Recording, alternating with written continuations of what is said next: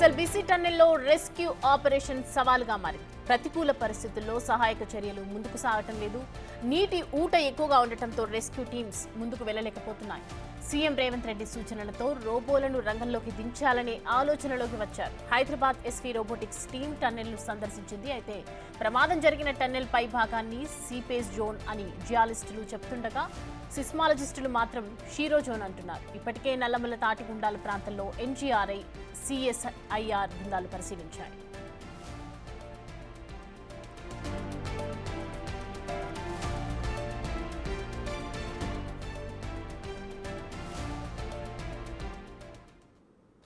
మరిన్ని అప్డేట్స్ దీనిపై మా ప్రతినిధి శంకర్ అందిస్తారు. శంకర్, చూస్తున్నాము టన్నెల్ కి సంబంధించి రోబోటిక్స్ ని పంపిస్తారని చెప్తున్నారు. సో ఎంతవరకు వచ్చింది పని, అసలు ఏంటి అప్డేట్స్? ఎస్ సౌమ్య, ఇప్పటికీ 13 రోజులు కంప్లీట్ అవుతుంది. మొత్తంగా ఈ రెస్క్యూ ఆపరేషన్ అనేది కూడా కంటిన్యూస్గా కొనసాగిస్తున్నటువంటి పరిస్థితి ఎస్ఎల్బీసీ టన్నెల్ దగ్గర కనిపిస్తుంది. ఇక ప్రతికూల పరిస్థితుల ద్వారా ఈ యొక్క రెస్క్యూ ఆపరేషన్ మరింత కష్టంగా మారినటువంటి పరిస్థితి ఎస్ఎల్బీసీ టన్నెల్ దగ్గర కనిపిస్తుంది. ఎక్కువగా నీటి ఊట అనేది పెద్ద ఎత్తున నిమిషానికి 4000 పైగా అక్కడ ఊట నీరు చేరుతుండడం ఒకసారిగా ఈ రెస్క్యూ ఆపరేషన్కు ప్రధాన అంతరాయంగా మారుతున్నటువంటి పరిస్థితి టన్నెల్ దగ్గర కనిపిస్తుంది. ఇక నిన్న ఒక 2-3 గంటల సేపు కూడా ఈ యొక్క కన్వేయర్ బెల్ట్ పనిచేయడంతో ఊపిరి పీల్చుకున్నారు. కానీ ఉన్నటువంటి సాంకేతిక లోపంతో మొత్తంగా కన్వేయర్ బెల్ట్ ఆగిపోవడంతో రెస్క్యూ ఆపరేషన్ మొదటికి వచ్చినటువంటి పరిస్థితి టన్నెల్ దగ్గర రెస్క్యూ సిబ్బందికి కష్టతరంగా మారుతున్నటువంటి పరిస్థితులు కనిపిస్తున్నాయి. ఇక ఇప్పటికే దీన్ని మొత్తంగా యొక్క రోబోట్లను లోపలికి పంపాలి అని కూడా ఎస్వీ హైదరాబాద్కు సంబంధించినటువంటి రోబోటిక్ బృందం కూడా ఇప్పటికే టన్నెల్ దగ్గరికి చేరుకొని లోపల పరిస్థితులను కూడా అంచనా వేస్తున్నటువంటి పరిస్థితి కనిపిస్తుంది. ఎందుకంటే లోపల మనుషులు చేసే క్రమంలో ఏదైనా ప్రమాదం జరిగితే కాస్త ఇబ్బందిగా ఉండొచ్చు. ఎందుకంటే ఇంకొక 300 మీటర్ల వరకు కూడా ముందరకు వెళ్ళే పరిస్థితి చాలా కష్టతరంగా మారినటువంటి పరిస్థితి అక్కడ కనిపిస్తుంది. లోకో ట్రైన్ కూడా అక్కడికి వరకు వెళ్ళడం, ఆ ముందుకు వెళ్ళలేనటువంటి పరిస్థితి అక్కడ కనిపిస్తుంది. ఒకవైపు జియోలాజికల్ బృందం మాత్రం దీన్ని సీపేజ్ జోన్గా కూడా గుర్తిస్తున్నారు. మరోవైపు సిస్మాలజీ బృందం కూడా దీన్ని షియర్ జోన్ అంటూ కూడా, అంటే మెత్తని భాగాలు అక్కడ ఆ భూమికి సంబంధించినటువంటి పొరలకు సంబంధించినటువంటి లవణీయత ఆధారంగా కూడా దాన్ని లెక్కిస్తున్నటువంటి పరిస్థితి ఎస్ఎల్బీసీ టన్నెల్ దగ్గర కొనసాగుతుంది. ఎందుకంటే ప్రమాదం జరిగినటువంటి చోట్లో ఎక్కడైతే యొక్క బురద నీరు ఇదంతా వస్తుందో ఆ ప్రాంతాన్ని షియర్ జోన్గా చెప్తున్నారు. ఒకవైపు ఈ గుండాల ప్రాంతానికి సంబంధించి ఇప్పటికైతే ఎన్జీఆర్ఐ బృందం కావచ్చు, మిగతా బృందం సభ్యులు కూడా అక్కడ పరిశీలన చేపడుతున్నారు. ఎందుకంటే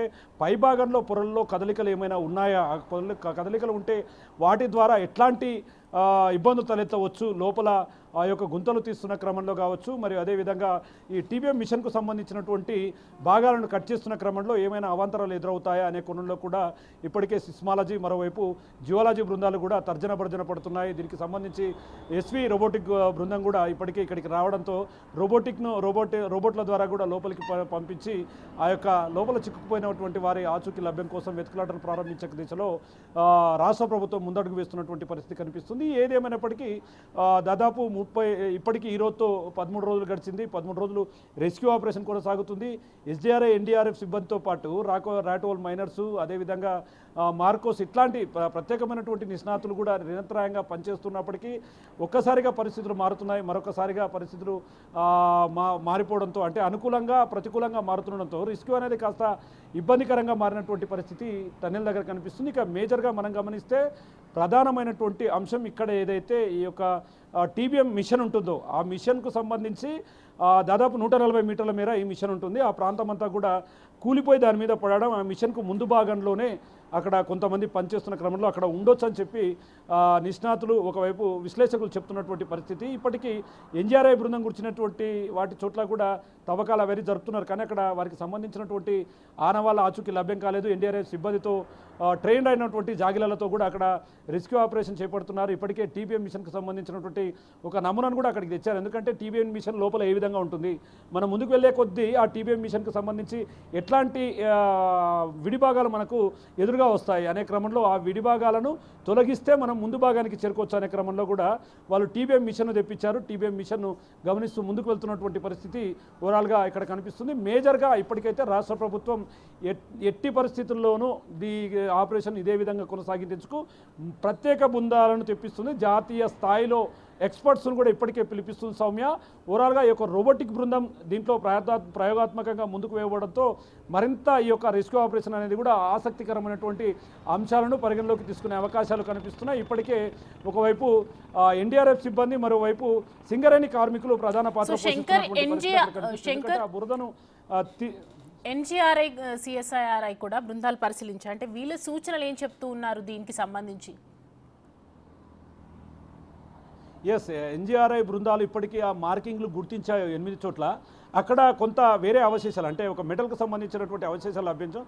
మరోవైపు సిస్మాలజీ బృందం, ఇది చాలా ఇంపార్టెంట్ దీనికి. ఎందుకంటే ఆ ప్రాంతంలో ఎక్కడైనా తవ్వకాలు జరుపుతున్నప్పుడు, ఆ ప్రమాద చోటుకు వెళ్ళినప్పుడు భూ ప్రకంపనలు జరుగుతాయని ముందుగా గుర్తించడంలో ఈ యొక్క బృందం సభ్యులు ఎక్స్పర్ట్స్. వీళ్ళు చెప్తున్నది ఏంటంటే, నిజంగా ఒకవేళ ప్రమాదాలు జరిగే అవకాశాలు ఉండవచ్చు కాబట్టి ఖచ్చితంగా మా రిపోర్ట్ బేస్గా చేసుకొని లోపలికి వెళ్ళాలి, ఆపరేషన్ పాల్గొనాలి. లేదంటే అక్కడ పనిచేసే వాళ్ళకు కూడా ఇబ్బంది కలుగుతుంది, కొంత ప్రమాదకరంగా ఉండవచ్చు. పరిస్థితులు ఒక్కసారిగా మారిపోతే లోపల నుంచి బయటికి రావడానికి చాలా డిస్టెన్స్ అనేది ఎక్కువగా ఉంది. అంటే ఈ ఇన్సిడెంట్ జరిగింది 2 కిలోమీటర్ల దగ్గర కాదు, దాదాపు 13.5 కిలోమీటర్ల దగ్గర. అక్కడ నుంచి రావాలంటే చాలా ఇబ్బందిగా ఉంటుంది కాబట్టి ఖచ్చితంగా ఆ రిపోర్ట్ను బేస్ చేసుకొని ముందుకు వెళ్ళాలి. లేకంటే మరో ప్రమాదం కూడా జరిగే అవకాశాలు ఉంటాయి. ఎందుకంటే ఆ భాగం కిందంతా కూడా మొత్తం కూడా ఒక ఊబి లాంటి ఒక ప్రాంతాన్ని కూడా ఇప్పటికే ఎన్జీఆర్ఐ కావచ్చు, సిస్మాలజీ బృందం కావచ్చు, వీళ్ళంతా గుర్తించారు. ఎందుకంటే దాన్ని చెప్తూ వస్తున్నారు. అక్కడికి వెళ్ళేటప్పుడు బురదను జాగ్రత్తగా తొలగించాలి, ఒక్కసారిగా పెద్ద పరికరాలను తీయడం, ఒకేసారి జేసీబీల సాయంలో పెద్ద మొత్తంలో తీయడం చేస్తే ఖచ్చితంగా పైనుంచి పరిస్థితులు ఏ విధంగా ఉంటాయో మనం అంచనా వేయలేము. కాబట్టి జాగ్రత్తగా ఆచితూచి అడుగులు వేయాలి, ఎవరు కూడా సొంత నిర్ణయాలతో ముందుకు వెళ్ళకూడదు అనేది వీళ్ళు చెప్తున్నటువంటి అంశం. ఎందుకంటే నిన్న కన్వేర్ బెల్ట్ స్టార్ట్ అయినప్పటి నుంచి దాదాపు ఒక 300 మీటర్ల మేర కన్వేర్ బెల్ట్ వరకు తీసుకొచ్చి ఈ రా మెటీరియల్ ఏదైతే బురద, రాళ్ళు, మట్టి ఇదంతా ఉందో దీన్ని తీసేస్తారు. అది దాదాపు గంటకు 800 టన్నులను కూడా బయటికి తీసేసే పరిస్థితి అప్పుడు కనిపించింది. కానీ ఇక్కడ పరిస్థితి మళ్ళీ తిరిగి సేమ్ యథాస్థాయికి వచ్చింది. కన్వేర్ బెల్ట్ ఆగిపోయింది. లోకో ట్రైన్కు సంబంధించినటువంటి ట్రాలీలలో బురదను అదంతా తీసుకొచ్చి బయటికి తీసుకురావాలి. అంటే దాదాపు 3 గంటల సమయం బురదను తీసుకురావడానికి బయటికి పడుతుంది. కాబట్టి ఇక్కడ ఎక్కడైతే ఇక్కడికి తీసుకొచ్చినటువంటి ఎన్జీఆర్ఐ, సిస్మాలజీ, రోబోటిక్ బృందం కానీ మిగతా అన్ని అంటే ఎక్స్పర్ట్లను భూమి లోపల ఉన్నటువంటి పొరల ఆధారంగా ఇక్కడ భూమి ఏ రకంగా ఉంది, ప్రమాదం జరిగిన చోట భూమి ఏ రకంగా ఉంటుంది, అక్కడ మట్టిని తీస్తే లోపల ఏ విధంగా ఉండొచ్చు అనేది కూడా పూర్తి స్థాయిలో వీళ్ళు పరిశీలన చేస్తున్నారు. ఈ పరిశీలన ఆధారంగానే రెస్క్యూ ఆపరేషన్ కొనసాగాలి, లేదంటే మరింత ప్రమాదం జరిగే అవకాశాలు ఉండొచ్చు అని చెప్పి కూడా అధికారులు అంచనా వేస్తున్నారు. కాబట్టి ఇప్పటికీ దీనిపైన రాష్ట్ర ముఖ్యమంత్రి రేవంత్ రెడ్డి దీని మీద చాలా క్లియర్ కట్తో ముందుకు వెళ్తున్నాడు. ఖచ్చితంగా వారి కుటుంబాలకు న్యాయం చేస్తామని ఇప్పటికీ చెప్పడం, వారి కుటుంబాలకు సంబంధించి వారికి మృతదేహాలను కూడా అప్పచెప్పేలాగా కూడా ఇప్పటికే చెప్తున్నారు. కాబట్టి ఖచ్చితంగా దీని మీద చాలా రిస్కులో ఎక్కడ కూడా తగ్గినటువంటి పరిస్థితి ఎక్కడా కనిపించడం లేదు. ఎందుకంటే ప్రతిరోజు కూడా 4 షిఫ్టులు, 120 మంది 4 షిఫ్టులుగా బృందాలుగా పనిచేస్తున్నారు. Morning shift, evening shift, night shift, full night, ఇట్లా ఈ షిఫ్టులలో ప్రతి ఒక్కరూ తమకు ఇచ్చినటువంటి పనులను కంప్లీట్ చేస్తూ వస్తున్నటువంటి పరిస్థితి టన్నెల్ దగ్గర కనిపిస్తుంది. మేజర్గా టీబీఎం మిషన్కు సంబంధించి కట్టింగ్ చేసే ప్రక్రియలో కాస్త ఇబ్బందులు తలెత్తుతున్నాయి. ఎందుకంటే ఆ మిషన్ అంతా కూడా దాదాపు 1500 టన్నులకు పైగా ఉంటుంది. అంత బరువున్నటువంటి మిషన్కు సంబంధించినటువంటి విడిభాగాలను కట్ చేసే క్రమంలో వారికి కూడా కొంత ఇబ్బందులు ఎదురవుతున్నాయి. ఎందుకంటే అదంతా కూడా లోపల బురదలో కూరుకుపోయినటువంటి పరిస్థితి. టీబీఎం మిషన్ అంతా కూడా ఆ భాగాలపై పడ్డది. దాన్ని కట్ చేసేయాలి, ఆ బురదను తీయాలి, తీసుకుంటూ ముందుకు వెళ్ళాలి. కాబట్టి కాస్త రిస్క్యూలో మాత్రం ఖచ్చితంగా మరో 2-3 రోజులు లేదా 4 రోజులు కూడా పట్టే అవకాశాలు ఉన్నాయని చెప్పి ఒకవైపు అధికారులు మరియు టన్నెల్ ఎక్స్పర్ట్స్ చెప్తున్నటువంటి పరిస్థితి. మొత్తం ఓవరాల్గా అయితే దాదాపు 11 బృందాలు ఇప్పటికీ నిర్విరామంగా పనిచేస్తున్నాయి. 630 మందితో కూడినటువంటి సభ్యులంతా కూడా పనిచేస్తున్నారు. ఎన్జీఆర్ఐ, ఎస్డీఆర్ఐ, ఎఫ్డీఆర్ఐ, అదేవిధంగా ఎన్జీఆర్ఎఫ్ కానీ, సిస్మాలజీ టీంలు, రోబోటిక్ టీంలు, ఇవన్నీ కూడా అందరూ కూడా సమిష్టి కృషితో ముందుకు వెళ్తున్నారు. మరి రాబోయే 2-3 రోజుల్లో ఫలితాలు ఏ విధంగా ఉండొచ్చు, వారికి సంబంధించినటువంటి ఆనవాళ్ళు ఆచూకీ లభ్యమైనప్పుడు పరిస్థితిని ఏ విధంగా ఉంచాలి, ఎలా దీన్ని కంట్రోల్లో ఉంచుకోవాలనే కోణంలో కూడా అధికార బృందాంగం అంతా కూడా అక్కడ తలమునకలైంది. ఇక మేజర్గా స్థానిక ఎమ్మెల్యే చిక్కుడు వంశీకృష్ణతో పాటు జిల్లా కలెక్టర్ బదావత్ సంతోష్, అదేవిధంగా ఎస్పీ గాయక్వాడ్ ఎప్పుడు రెగ్యులర్గా అక్కడే ఉన్నారు.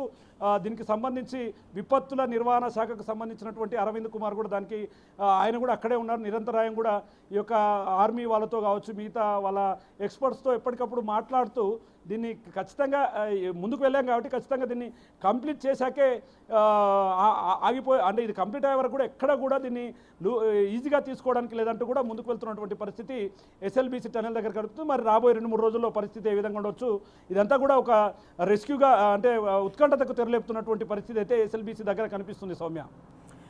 శంకర్, ఈ సిపేజ్ జోన్ అని జియాలిస్టులు అంటున్నారు, ఇటు సిస్మాలజిస్టులు ఏమో షీర్ జోన్ అంటున్నారు. అసలు ఈ రెండింటికి ఏంటి తేడా ఏంటి? అసలు ఇవంటే ఏంటి? సిపేజ్ జోన్ అంటే ఏంటి? షీర్ జోన్ అంటే ఏంటి?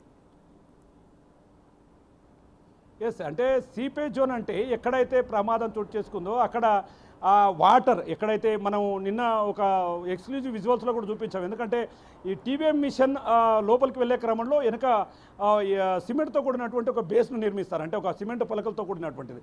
ఆ పలకల దగ్గర అక్కడ ఏదైతే ప్రమాదం జరిగిందో అక్కడ వాటర్ మొత్తం లోపలికి వస్తుందో దాన్ని సీపేజ్ జోన్, అంటే వాటర్ బురద ఎక్కడైతే పడిపోయిందో దాన్ని సీపేజ్ జోన్ అంటున్నారు. కానీ సిస్మాలజీ బృందం మాత్రం దీన్ని షేర్ జోన్గా చెప్తున్నారు. ఎందుకంటే వీళ్ళంతా భూ ప్రకంపనలకు సంబంధించి చెప్తున్నారు. అంటే అక్కడ మెత్తని ప్రదేశం రెండు ఒకటే అయినప్పటికీ ఆ ప్రాంతాల్లో ఈ బృందాలు రెండు కూడా వీళ్ళు చూసే దృష్టి వేరే దృష్టి ఉంటుంది. ఎందుకంటే వాళ్ళు ఊట నీరు వస్తుంది, పైనుంచి వాటర్ వస్తున్నాయి, ఇదంతా కూడా సీపేజ్ జోన్ అని వాళ్ళు చెప్తున్నారు. వీళ్ళు సీర్ జోన్ అంటారు. అంటే అక్కడ మెత్తగా ఉంది భూమి అంతా కూడా.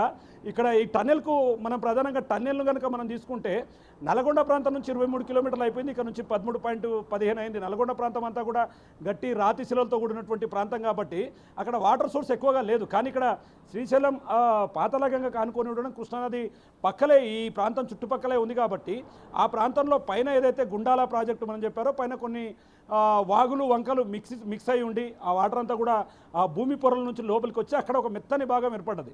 ఎక్కడైతే కూలిందో ఆ చోట మెత్తని భాగం ఏర్పడ్డది కాబట్టి దాన్ని షీర్ జోన్ అని సిస్మాలజీ బృందం చెప్తున్నారు. అంటే ఎక్కడైనా చిన్న సమస్య వస్తే మిగతా భాగం అంతా కూడా కూలిపోతుంది. అక్కడ తీసే క్రమంలో దాన్ని ఒక్కసారిగా బయటికి తీస్తే మాత్రం ఆ ప్రాంతం చాలా సున్నితంగా ఉంది, భూ ప్రకంపనలకు చాలా దగ్గరగా ఉన్నటువంటి ప్రాంతం అని చెప్తున్నారు. ఏదేమైనప్పటికీ ఒకరి సలహాలు ఒకరు తీసుకుంటూ మొత్తంగా ముందుకు వెళ్తూ దీన్ని క్లియర్గా ఆపరేషన్ త్వరగా ముగించే పనులు అయితే ఎస్ఎల్బీసీ దగ్గర కనిపిస్తున్నాయి Soumya. Right Shankar, thank you for that.